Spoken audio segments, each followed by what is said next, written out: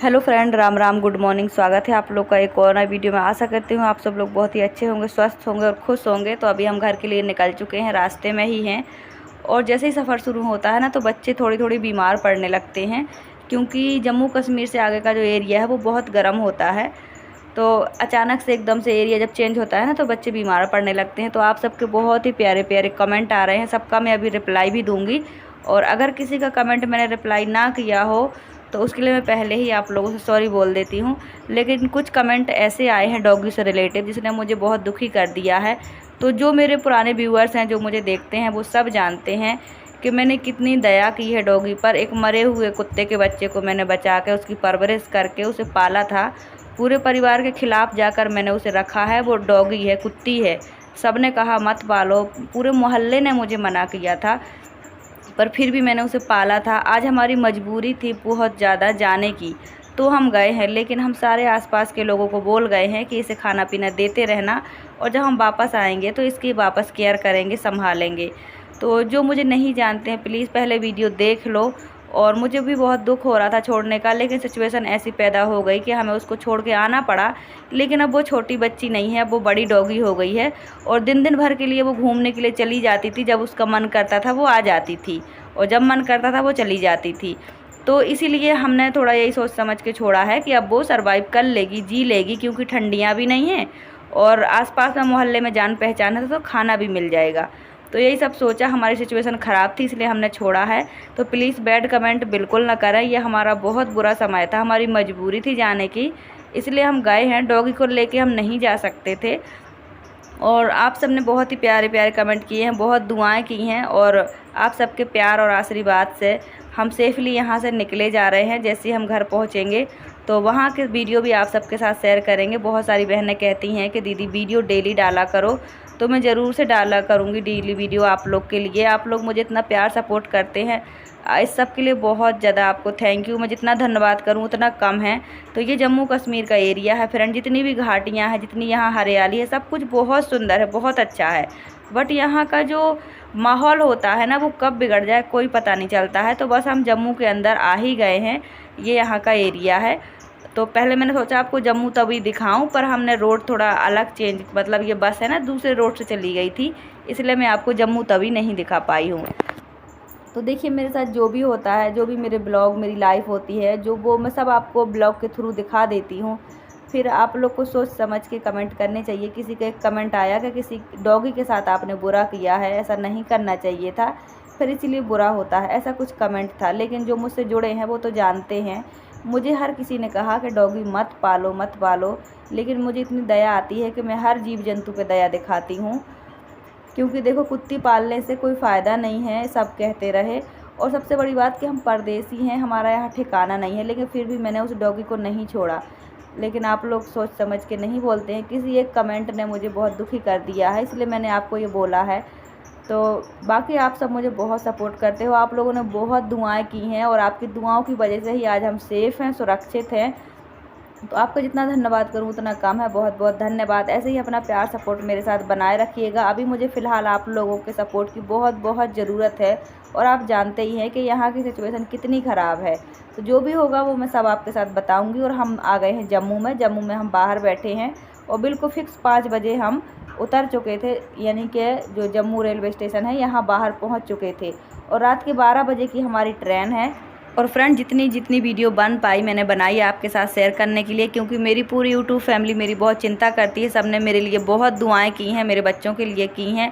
तो जितना भी हो सकेगा वो सब मैं आपके साथ शेयर करूंगी। मैं कभी आपसे कुछ नहीं छुपाती हूँ। मेरी जो लाइफ है, जो भी मेरी ज़िंदगी है, आपके सामने पूरी रहती है। तो ऐसे ही अपना सपोर्ट बनाए रखिएगा। तो हम यहाँ आ चुके हैं, और आप देख सकते हैं यहाँ का माहौल कैसा है। तो फ्रेंड हम यहाँ पर करीब 7 साढ़े 7 जैसी बजे एकदम अंधेरा हो गया था, बिल्कुल लाइट बंद हो गई थी, क्योंकि ब्लैक आउट चल रहा था। आपको पता ही है कि जो फायरिंग हो रही थी वो वहीं हो रही थी जहाँ पर रोशनी होती है। तो यहाँ पे ख़तरा था रेलवे स्टेशन में। वो इतनी पुलिस थी यहाँ, इतनी पुलिस थी, मैं आपको बता नहीं सकती। यहाँ वीडियो बनाना अभी बिल्कुल भी अलाउड नहीं था। सारी लाइटें बंद हो गई थी, 2 लाइटें बस जल रही थी, फिर धीरे धीरे सारी लाइटें जलने लगी थी। और अभी भी आप देख लो आपके सामने, यहाँ पर एक ही लाइन की लाइट जल रही है, बाकी बंद है। तो माहौल एकदम अफड़ा तफड़ी का मचा हुआ है। सबको टेंशन है। और यहाँ पे 90% लोग बाहरी हैं जिनको जाना है, सब लोग अपना अपना सामान लेके बैठे हुए हैं। और हमारे साथ भी 3 फैमिली है।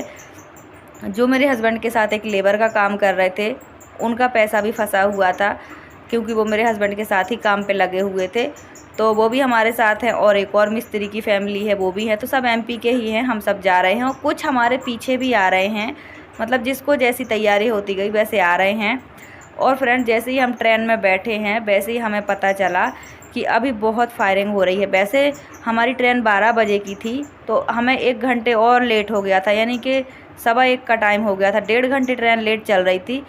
तो फ्रेंड देखिए, जो भी व्यू है वो मैं आपको, अब ऐसा कुछ तो है नहीं, काम तो दिखा नहीं पा रही हूँ कटिंग स्टिचिंग का, लेकिन जो भी मैंने वीडियो बनाया वो मैं आपके साथ शेयर कर रही हूँ। वीडियो को फुल वॉच करिएगा। वीडियो अगर आपको अच्छी लगे तो लाइक कर दीजिएगा। अगर नए लोग जुड़े हों तो सब्सक्राइब भी कर लीजिएगा। अगर आपको लगे कि आपको शेयर करना चाहिए तो आप शेयर भी ज़रूर से करिएगा। तो छोटा बेटा तो थोड़ा थोड़ा बीमार सा लगने लगा था क्योंकि यहाँ का एरिया बहुत गर्म है। हमने प्लानिंग थोड़ी ऐसी की थी कि हम छुट्टियों में आराम से जाएंगे, पर एकदम से माहौल इतना ख़राब हुआ कि हमें सोचने समझने का कोई मौका ही नहीं मिला है। तो यही होता है फ्रेंड, समय का पता नहीं होता है कि कब क्या हो जाएगा, कब कैसे हमें कदम उठाने पड़ेंगे, कुछ पता नहीं चल पाता है। इसलिए हर इंसान को हमेशा तैयार रहना चाहिए। तो हमारा ऐसे मन तो था MP जाने का, और बहुत सारी बहनें कहती हैं कि हमने आपसे कहा था कि चले जाओ, तो आपने सही कहा, पर हमें किराया देना था और पैसे नहीं थे, इसीलिए मैं जा नहीं पा रही थी, तैयारी नहीं कर पा रही थी। और हमेशा ही यहाँ कुछ ना कुछ ऐसे हादसे होते रहते हैं, तो मुझे लगा कि ये भी हमेशा की तरह छोटा मोटा है, परेशान होने की ज़रूरत नहीं है, सब ठीक हो जाएगा, ऐसा मुझे लगा। लेकिन उस रात ऐसा हुआ कि पूरी रात हम अपनी बच्चों के साथ एक कॉर्नर में अंधेरे में बैठे रहे, क्योंकि लाइट भी नहीं थी और सब जगह एकदम धड़म धड़म की आवाज़ें आ रही थी। ऐसा लग रहा था कि भगवान कब सुबह होगी और कब हम चले जाएंगे। लेकिन मैंने जो प्लानिंग की थी वो अच्छी की थी कि अच्छे से जाएंगे। तो सच बताऊं, मैंने ना ही बच्चों के लिए कोई कपड़े खरीदे, ना ही अपने लिए कुछ नहीं खरीदा, मतलब ऐसे ही चले गए जल्दबाजी में। तो आप सबके कमेंट मैंने स्क्रीन पे लगा दिए हैं। थैंक यू सो मच, आप लोगों ने मुझे बहुत बहुत सपोर्ट किया है, बहुत ज़्यादा दुआएं दी हैं, और आप सबके सपोर्ट से ही मैं सुरक्षित अपने बच्चों को लेके यहाँ से निकल पाई हूँ। वरना न्यूज़ तो आप लोग देखते ही हैं, कितनी सारी फैमिली ऐसी हैं जो दुखी हैं, परेशान हैं, जिनके घर मकान बर्बाद हो गए हैं। तो सब आप लोगों का प्यार सपोर्ट है, ऐसे ही बनाए रखिएगा। और आप लोग कहते हैं कि अपडेट करते रहा करो, ब्लॉग रोज़ डाला करो, तो थैंक यू सो मच। जितना हो पाएगा मैं उतना करने की कोशिश करूँगी। तो फ्रेंड देखो, जितनी भी जो भी व्यू रहा मैंने आपके साथ शेयर किया है।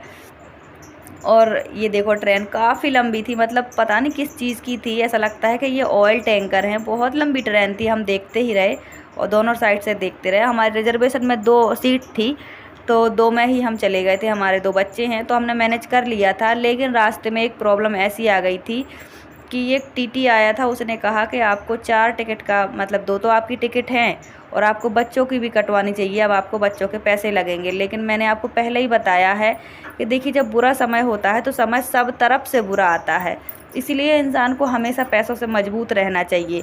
पर हमारे साथ जो हुआ वो एक हादसा था, एकदम से हुआ था। तो पैसे नहीं थे हाथ में, पैसे थे पर बैंक में थे, और सब कुछ ही बंद हो गया था एकदम से।